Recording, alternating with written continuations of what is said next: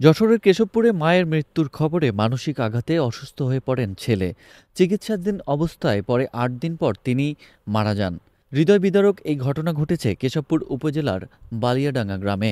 জানা যায়, বালিয়াডাঙ্গা গ্রামের মোবারক মোল্লার স্ত্রী মাজেদা বেগম বার্ধক্যজনিত কারণে অসুস্থ হয়ে কেশবপুর উপজেলা স্বাস্থ্য কমপ্লেক্সে ভর্তি হন এবং গত রবিবার রাতে মৃত্যুবরণ করেন। মায়ের এমন মৃত্যুর খবর শুনেই তার একমাত্র ছেলে ইকবাল হোসেন মানসিকভাবে ভেঙে পড়েন এবং শারীরিকভাবে অসুস্থ হয়ে পড়েন। প্রথমে তাকে কেশবপুর হাসপাতালে ভর্তি করা হয়, পরে অবস্থার অবনতি হলে খুলনা মেডিকেল কলেজ হাসপাতালে স্থানান্তর করা হয়। সেখানে চিকিৎসাধীন অবস্থায় গত রবিবার রাতে ইকবালও ইন্তেকাল করেন। ইন্না লিল্লাহি ওয়া ইন্না ইলাইহি রাজিউন। ইকবাল হোসেন মৃত্যুকালে স্ত্রী, 2 কন্যা সন্তানসহ অসংখ্য গুণগ্রাহী রেখে গেছেন।